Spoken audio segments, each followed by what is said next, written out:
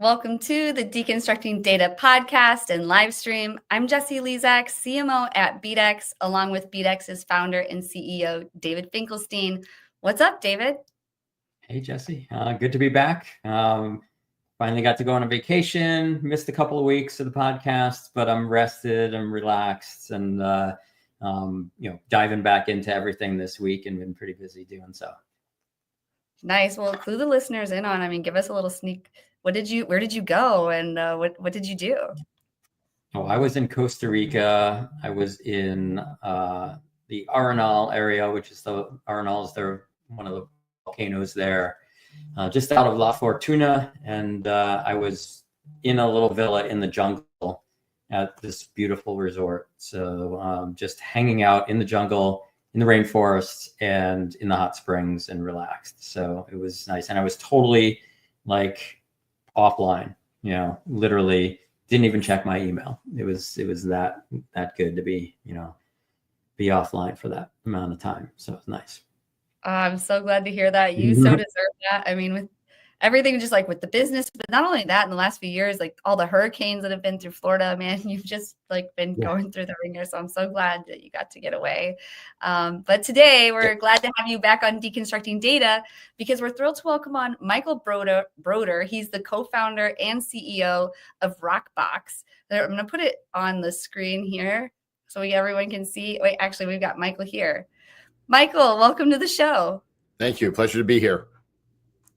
Absolutely. We're so glad you joined us today, Michael. And I'd love to have you kick us off and give our listeners and viewers a little bit of background about yourself, a little bit about what led you to start Rockbox, and what you guys are doing today. First, thank you for having me. It's certainly a pleasure to be here. A bit about my journey into real estate and what led us to effectively launch Rockbox. My trajectory into the real estate world is what I would call very unusual. I actually worked in the political arena for the first part of my career, primarily on the campaign side, either acting as a strategic consultant or campaign manager for close to 30 campaigns, primarily congressional, gubernatorial, U.S. Senate. Did a stint in the first Bush administration in the Office of Political Affairs.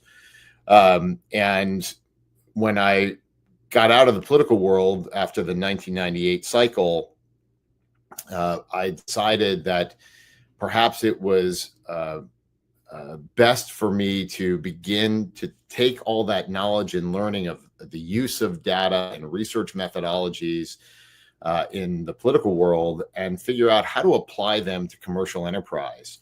So in the end of 98, beginning of 99, I launched a strategic consulting business called Brightline Strategies, where at its heart, it was to apply the science and discipline of political research techniques and audience engagement tactics, but applying them in very distinct industries, primarily the industries that I would call disruptive industries, like the life sciences, advanced technology, things of that nature. And over the years, we built a very robust client list and quite diverse in terms of the industries that we engaged in.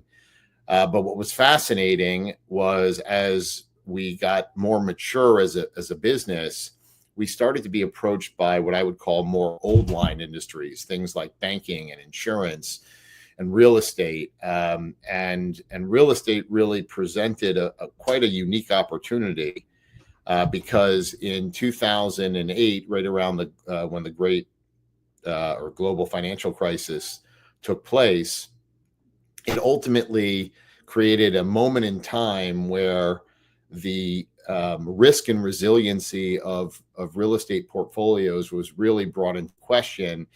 And there was no real effective tool or mechanism to ultimately assess how those properties and the tenancies within them would ultimately perform, and what controllable levers landlords or operators had to really preserve the strength of those assets. And so we were approached then to do some research, to apply some of our predictive analytics and data models to commercial office. And what we found was that not only was the data extremely beneficial and accurate, leading to some real competitive advantages of those early adopters, but we also uncovered that the industry itself was fairly devoid of this kind of primary audience polling research and the predictive analytics that you can apply to those types of data sets, along with what I call companion data or secondary source data that is historically what the industry has relied on. But generally speaking, it has not really leveraged these voice of the customer, consumer data insights to inform decisions. So we built a pretty large real estate practice over the years, which in 2020, we decided to cannibalize the consulting firm and become a tech business and transition the more organic or custom research projects into a tech SaaS environment where we could deliver these kinds of insights on demand at users' fingertips to really improve how they evaluate what markets to invest in, what to build or reposition in those markets that they've identified as high or target-rich environments, and then ultimately how to drive greater performance of the asset, everything from the initial lease up and trimming the time it takes to get to a stabilized asset, developing a far more efficient and effective leasing campaign by knowing who your high propensity target renters or tenants are, so you can eliminate waste and spend that ultimately doesn't move the needle in performance of an asset, all the way through renewal intention and through disposition of an asset. So the data has massive applications across pretty much all the life stages within a real estate asset. So that is kind of the evolution of my career, my businesses, and how we ultimately got to where we are today. That's wild. I mean, I love the story of how you were able to sort of transform the technology that you were using in one industry to another. Love that. Would love to dive a little deeper and get an understanding of, jumping into the first topic, I guess, and using demand data and generating smarter real estate marketing. So help me understand the type of data that you guys are analyzing and what sort of insights it's providing. So from a data standpoint, let's just take a market for example, because I think it's helpful to think through it in terms of the applications within a particular geography. So whenever we deploy into a market to power the system, to be able to give that predictive insight to people, the very first thing we do before we ever go into the field to collect the primary audience data and then pair it with all the secondary source data, we first have to understand what are the sampling requirements. And we tether all of our data models to census tract levels and all the way up across an MSA. And what that means is when we're going into a market like a Dallas-Fort Worth market, it's just a very hot real estate market, understanding at a zip code level what the audience requirements from a sampling standpoint are, meaning how many people that look like me do I need based on the density of that population within a zip code versus some other subset of the population. That tells us just what the sampling requirements are. And then we go and randomly recruit those statistically powered and representative data samples across every zip code. So we build our data models from the zip code, or in some cases, zip +4 level up across an MSA and in some cases, an entire state. And that's very similar to the way we do, political polling in terms of, you've all heard the comment, all politics is local. So understanding this at a micro geography level and a micro population level, and then carrying out those data models in much wider geographies. Once we have collected that information, unlike most polling, which gives you insights on a moment in time in terms of what people are thinking, our data is actually looking forward. It's all predictive. It's not about what is happening today. It's what's going to happen tomorrow. So when you think about the political research methodologies that we apply in campaigns, it's all about understanding from election day backward, meaning if I am in the summer and election day is in November, I'm trying to understand, what does the landscape of the electorate look like? How am I moving and mobilizing voters around the issues and thematics of my campaign to make sure that by the time I get to election day, I've mobilized 50% plus one of the electorate, assuming a two-person race? Well, that's all about understanding what's important to whom and how that influences their decision-making. Well, imagine having that kind of insight when you're looking to build a new real estate asset, a multifamily asset in a particular market, and being able to understand what are people going to be looking for when they enter the rental environment to select their next live space. What are they drawn to? What matters most to them? What factors are accretive to lease up and rent premiums, and which are not? How do they want the units configured? How impactful are those factors when they're comparing one asset or one property to another, all the way through as granular as like the unit features, the unit finishes, the amenities, locational attributes? Because once you understand what makes people consider an asset, and then ultimately how your asset aligns with their decision criteria in terms of the factors that make them more or less likely to not only consider an asset, but choose one over all others, that is the secret that we unlock for people, in addition to being able to help them understand where the market demand by unit type and building class is headed over the next 24, 36, 48 months. At any given moment in time, we can look out to the future and give people those insights. And that's critically important today, because you can see what happens in the real estate world, where historically they've basically baselined what they build around what has been built in the past and performed well.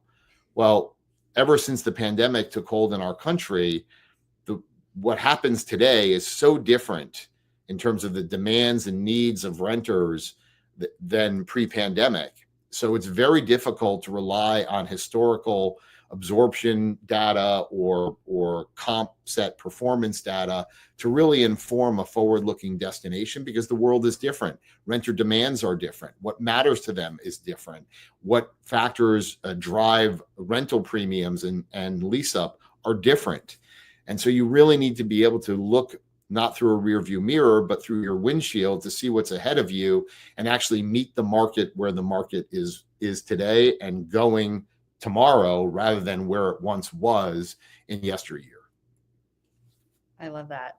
Like, whether it's politics or real estate, the magic is always in the micro before it becomes the macro. And also, predictive or reactive. I mean, that's amazing. You're speaking my language there. Like, how do you keep pushing the boundaries on this?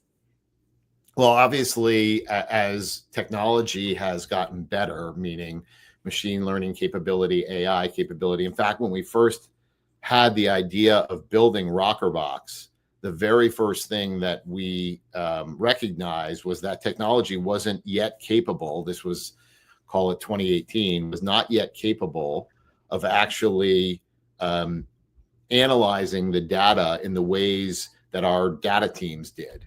So we couldn't yet train the machine to interpret the data the way our data team would.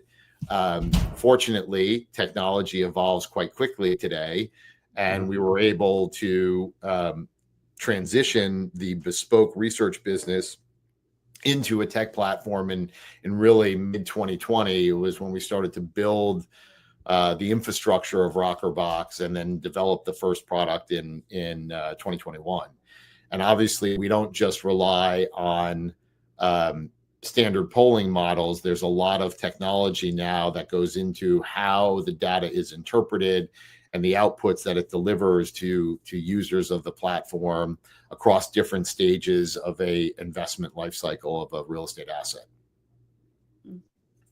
Yeah, and I imagine with the, it's just going to continue to get better and better. Absolutely. That's what we're seeing. Everything's basically, as far as processing data and analyzing data, it's just gotten easier and easier and faster, and you can do it with more and more data, so that everything that you're doing today is only just going to get better. This is just probably just the tip of the iceberg of what you'll be able to do in just a year from now. Yes, and one of the other things that I think is really an important learning, not just for us in terms of as we're building and developing the platform, and adding additional data modules and user functionality and enhancing the UI and UX of the platform. It's also about understanding, look, you can't measure everything, and you because otherwise you get into analysis paralysis, right? So you hear so often in the real estate world, because it is a slower moving industry compared to, a technology industry or something that moves at a very quick speed. You have to really understand what are the factors that I need to understand. And those are the things that really set the foundational analytics in the platform, based on the kind of user that we tend to attract across different roles and responsibilities within real estate organizations, and certainly the capital markets that support commercial real estate investment and development, et cetera. But you have to really understand which of these factors are most important, and the system has to be able to interpret and determine what those factors are. Now, there are some what I'd call constants, but depending on what kind of product you're building and where you're building it, there are more nuanced insights that relate very specifically to those local markets and those local populations. And that's part of the way the system actually analyzes the data. It's not just one size fits all in every market. It has to be market specific. It has to be product specific. It has to be user specific. And that's something that technology has really helped us deliver in the insights contained in Rockerbox. It's so interesting. Yeah, it's funny because it's true in so many industries, and it keeps coming up. And a lot of people that we talk to is just really identifying, what your outcome is, what's your desired outcome, so that you don't end up in that analysis paralysis, right? You have to know exactly what your desired outcome is. You could have a ton of data, and you're going and trying to analyze the data in 1,000 different ways doesn't really make any sense, right? You have to first figure out what outcome you're looking for, and then figure out, essentially working towards that outcome and what data you need to analyze to get to that outcome. 100%. And, I was reading an article several months ago about the AI evolution, and the article, the author wrote something which I chuckled at when I read it, because I'm old enough to know what he was referring to. But he basically said, we are in the dot matrix printer stage of the AI revolution. We are so early in this technology and evolution around AI, and there is so much promise, but there's also a lot of risk that we still haven't quite figured out all of those factors. And the other thing is, at the end of the day, AI is only as good as the information you feed it. So if your data is bad, or your data is so broad, trying to leverage AI to get some actionable business intelligence or decision intelligence out of it, well, it's only as good as what you feed it. And so if you're feeding the information into the system that's wrong, it's not going to give you the insights that you need. So to your very point, it's not just about having more data. It's having the right data to engineer the right outcome for whatever business that you may be involved in. And obviously we're in the real estate space now, but you could easily, and we have applied these same types of analytics over the years in the consulting business to a whole host of sectors, starting first in the life sciences and biotech world and advanced technology, but also old line industries like insurance and banking and real estate, because of the commoditization effects that have happened across those industries with the advent of new technologies. So whether it's fintech in banking or prop tech in real estate, understanding still the essence of what's important to your end user and how those things are changing, and where are the controllable levers for you as the business to really isolate those and leverage those towards your desired business outcomes. That is the name of the game in today's world, particularly in commoditized markets, because when you have product that looks the same, you train your buyer to buy on price, right? It's the lowest common denominator reality in commoditized markets. Why am I going to pay a premium to be in this building across the street when I can go to the building next door that is very similar in terms of unit finishes and features and amenities and design, and pay $200 less a month for that unit over the one across the street? Well, that's the reality of the real estate world today, because of the way buildings have been designed and built, basing them on what had been built before and how they performed.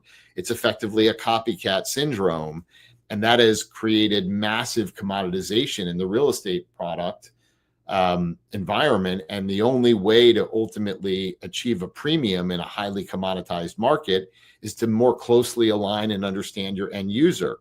And that's where the premium is actually captured, by delivering the things that actually they value more than anything else. And those who understand that type of information are far better equipped to capture outsized returns and that all-important investment alpha than those who follow the old line thinking of, let me just look at a comp set and derive my decisions out of, a backward-looking analysis, rather than understanding how a market is evolving, what's important to that market, and how do I meet that market where it's going to be when I deliver my product. That is ultimately what we enable people to understand. Absolutely. Yeah. So you touched upon, I think you touched upon a lot in our second topic, which is predicting rental performance with behavior data. Is there, yes. And you talked a lot about this already, so I don't want to reiterate it, but if there's anything further that you want to share about that, please, this would be the time. Otherwise we can jump to the next subject, but I think you covered some of it. Yeah, I think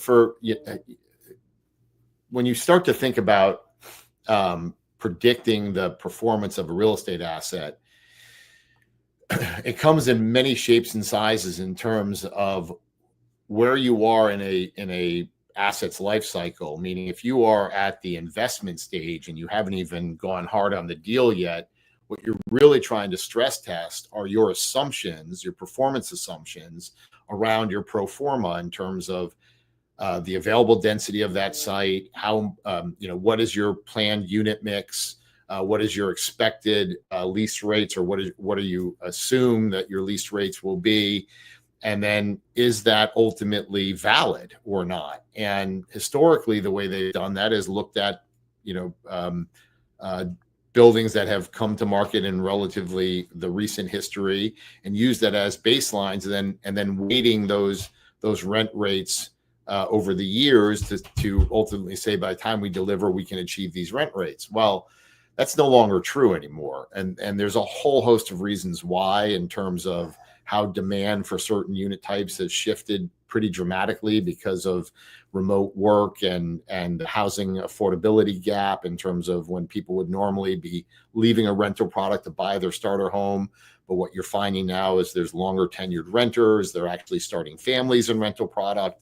So there's a lot of different dynamics today that didn't exist 5 years ago, which obviously is so fundamentally shifted the way products perform, because the needs of the end users are so different. And being able to stress test how many 1 bedrooms should I be building versus 2 bedrooms, can I actually achieve the rent rates, or is the market topping out at certain places? All of those things are going into the predictive analysis around how a building will perform and what you can ultimately drive a project to. And oftentimes, in today's world, it's revamping the mix of units and actually building more larger units than historically was common, because that's where demand is and that's where the undersupply of product is. And actually, you tend to find when you run these analyses that properties that have, we're not changing the square footage of a building, we're changing how that square footage is applied by unit types. And oftentimes what you find is products that have fewer units, but more of the right kind of units that are in high demand going forward will perform better in terms of net operating income, profitability, in terms of returns, et cetera, than a higher density count of units that are not aligned with what the market is looking for. And that's a fundamental shift in terms of how the real estate world thinks. It used to be density equaled dollars. And in today's world, it's demand that equals dollars. Mm-hmm. And so being able to understand that from a forward-looking vantage point is so critical in today's world. I can imagine. And the predictive analytics on that must be interesting as time goes on. They are, because we don't, the data in the platform is not static. Whenever we deploy into a market, we regularly go in on a quarterly basis and update all those data sets. So you can see change over time, which is critically important, because when you're building a new building or repositioning an existing asset, it may take you 18 months to 3 years to be back on market. You need to understand how the market is evolving as you're making decisions that will affect how that building will perform. Anything from amenities or finishes and features, configurations of units, density of units. So being able to actually see that as you're going through the process, and it's like having a customer avatar at the decision table with you when you're actually reaching those various decision gates in terms of the design and programming of an asset. Absolutely. Well, switching gears a little bit on our final topic before we get into tech stack is cross-industry insights. Could you talk to us just a couple minutes on rethinking real estate marketing? Sure. I mean, one of the things that, because this type of demand side data didn't really exist in real estate, before RCKRBX, quite honestly, the reality is the way people used to market real estate was they would cast a very wide net and hopefully capture enough of the constituencies in that net that would be attracted to the asset that they were promoting and marketing. That's a very inefficient and wasteful in terms of time and money and effort marketing approach.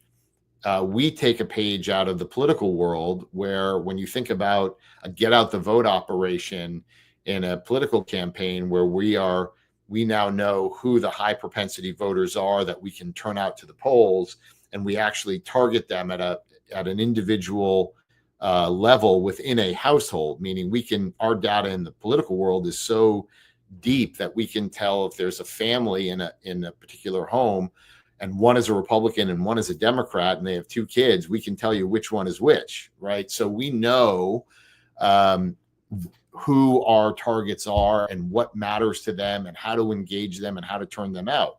We apply that same micro-targeting methodology that we use in the political world to our leasing accelerator tools in RCKRBX, where we're able to tell people, based on the kind of asset you've built, here are the high propensity renters that you should be targeting down to the zip code, in some cases zip +4 level. How many of them are there?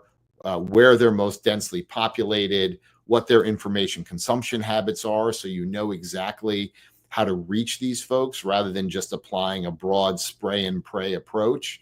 You can be far more targeted in your media mix to reach these audiences at a far more cost-effective and impactful way. And then because we know what matters to these people, we're also able to inform the content of your marketing and the sequencing of those messages in ways that actually are accretive to getting somebody to take the actions you want them to take, which is to tour the building, to actually then convert from a prospect to a renter in terms of executing a lease. We can tell you how those different factors influence that decision, so you know exactly what to expose these specific populations to, in terms of the factors that ultimately move the proverbial needle with respect to lease likelihoods, rent premiums, etc. And that's very different than the way it's done today. Yeah, it's wild. I mean, this is why I love the whole deconstructing data concept, is because every time we have somebody on here, we learn new ways about how data is being used, and looking into how you're enabling people to essentially predict the future of whether their project, a huge real estate project takes a very long time to develop. And so, the importance of knowing that once it's finished, that it's going to be applied to the right audience of people. And I mean, that's priceless. That's what we're all that's what we're all excited about here, as far as, using data for predictive analyses. This is just another amazing way that you're using it. So it's awesome.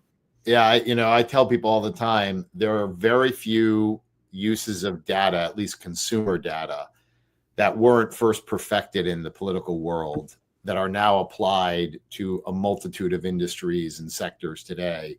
Back in the 30s, they used to say politicians were marketed like soap. And in today's world, I would say soap is marketed like a politician. When you think about comparative advertising and the way they approach the consumer bases in terms of the micro-targeting that they do. Well, that was all, we've been micro-targeting in politics for decades, right? And today it's the hot thing in the consumer world, but it in the 50s, we were micro-targeting in politics, right? So understanding where you can really put your thumb on that scale and understand what opportunities that you can potentially capture by having a far more granular and accurate picture of what the future is likely to be and how to leverage those insights to your benefit and your business goals, it's critically important in today's world. Absolutely. And I'm just kind of sitting back here laughing a little bit on some of the political stuff, because you've been talking about 2008 and how you were in politics. And I was like, and that was big for me too, because in 2008, I was working for Obama's campaign in Iowa. And that was the first place I ever was exposed to big data. And it just blew my mind. And I learned so much. I was more on the micro-targeting part because I was localized. But to see like where we've come from there to now, and also to just hear from you, like in 2008, it seems like it was such a big year. I was putting that in the comments earlier, because like real estate data was taking off, politics data was taking off, like everywhere. It seems like data was starting to take off. Maybe it's just me, but well, it's very interesting. The Obama campaign really, they ran a textbook campaign in terms of the use of data.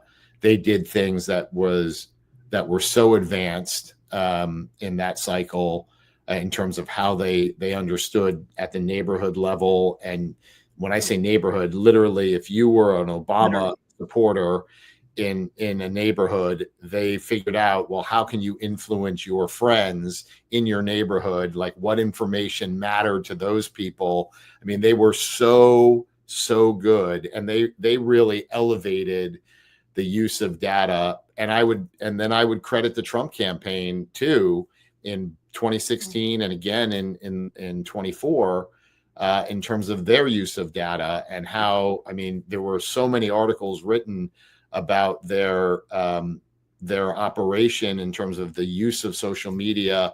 It was almost like a live trading floor where they would have all these social media marketers in think of a trading floor, and they would all be putting out different social media messages if they were doing a rally in a particular area, right? And once they figured out which one resonated most and was getting the most impact or clicks or engagement, then everybody else on that floor would then deploy that. They were so fast in terms of how they were like testing messages, looking at the data, and then actually leveraging that data to mobilize populations of voters. Again, it's just showing you how sophisticated the use of data is in politics. And those two campaigns, first Obama and then certainly the Trump campaigns, have done a masterful job in terms of leveraging the capabilities at their own moment in time to actually drive the benefits and outcomes that those campaigns delivered. So it's remarkable just how sophisticated an event it really is. And it'll be interesting to see how AI plays a role in the next one. But I digress, because we've got to hear about your favorite tools in your tech stack. Beyond my pencil and paper. Yes. Well, I think for me, obviously and David, you know this, in terms of running a company, your days are always full with so many different things. Having a very robust to-do capability or application that really keeps you on beam in terms of using your time wisely, making sure you're getting done what you need to get done from a time management standpoint. Those types of performance tools I tend to rely on a lot. It keeps me very focused and able to get the myriad of things that come across my desk in a given day done in a timely manner.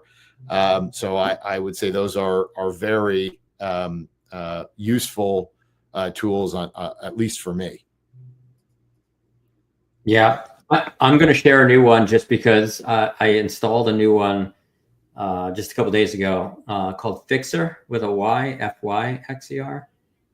It's an email app, and I'm pretty impressed with it so far. I am not married to it yet, but it basically it installs, I guess, alongside your Outlook or Gmail, and it organizes your emails better, which is, there's lots of tools to do that. But the one thing that's really interesting about this one is that it automatically writes your replies for you. It doesn't send them, but basically when you go to look at an email, your reply is already there, and it uses your voice because it gets, basically looks at all the emails that you've sent, and it uses the context and your voice to basically write the reply for you. And then you can either, just hit send, and because you like it, or you can adjust it and then hit send. And I found it already pretty convenient. So, and it does a pretty good job. It was impressive. Well, it's funny you bring that up because I am notorious for rewriting emails, even if they're like 3 sentences. And I get so much grief from my co-founders and friends who know me because they know to me, language is an art. And if you can write and write well, that is one of the greatest skills in business. And so I am very meticulous when it comes to how I write, what I write. But having a tool like that, it'd be interesting to see how good it actually is, because the speed and time savings that could deliver are pretty astronomical, just when you think about it in a general way. So that's I'll have to check that out. Fixer, I appreciate the recommendation.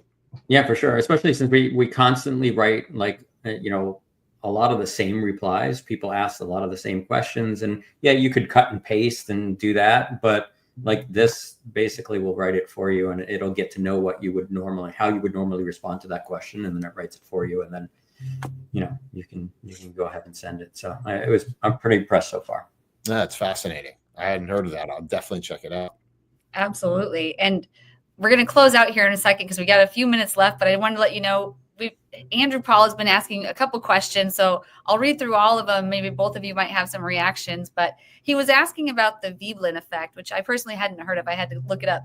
What say you about the Veblen effect when it comes to buyer behavior, Michael Broder? Well, to me,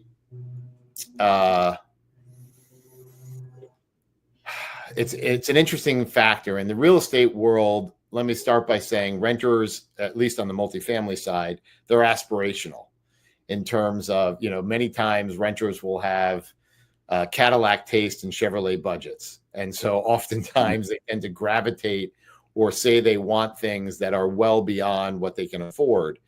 We obviously take into consideration in our data ways to hip check those responses based on their actual income levels. So we know when somebody makes $75,000, what they can afford, and what we expose them to perhaps is different than someone who makes $500,000 a year and is looking to rent, right? Because you do need to normalize that data, particularly given the aspirational nature of renters.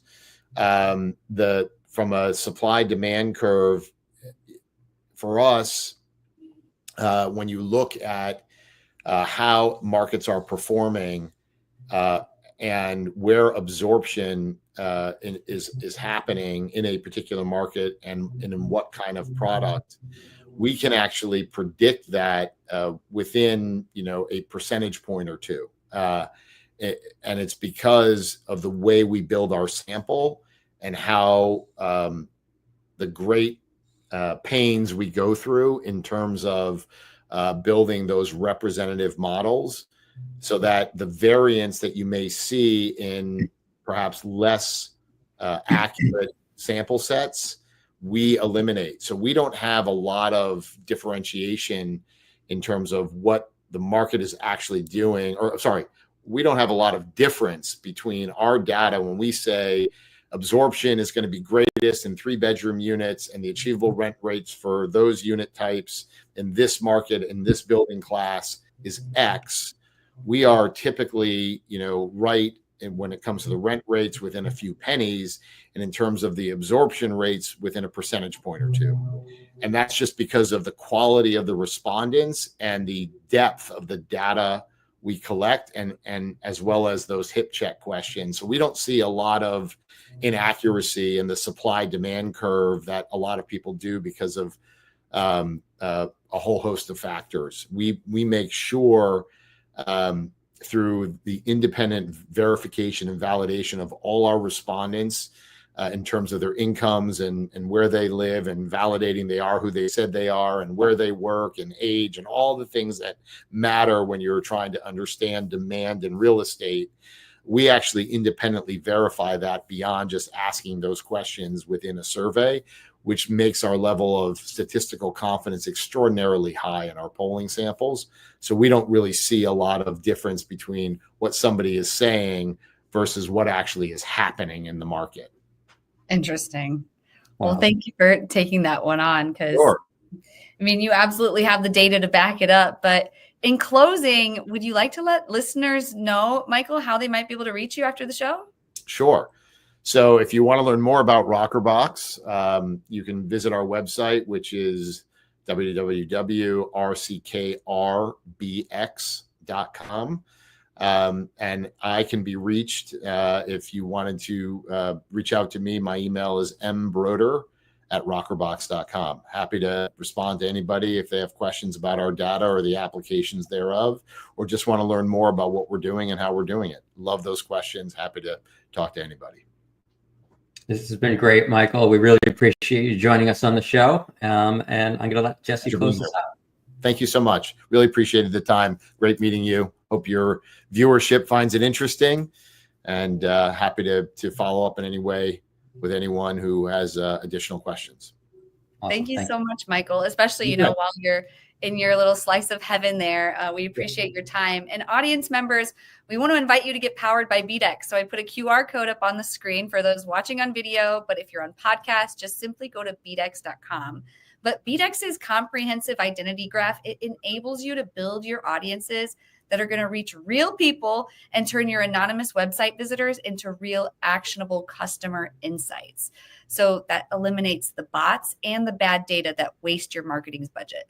So you want to get clean data. We've been talking about data all day, but you want to get clean data. And whether you're struggling with, cart abandonment, poor targeting, or, declining performance, we deliver it here at BDEX, the most accurate identity resolution and custom audiences in the industry to drive measurable ROI. So just click that QR code, or you can go to bdex.com, click on Talk to an Expert, and get powered by BDEX. And we hope that we see you all back here for next week's episode. And thanks again, Michael. You bet. Thank you so much. It was a pleasure. Bye-bye. Take care.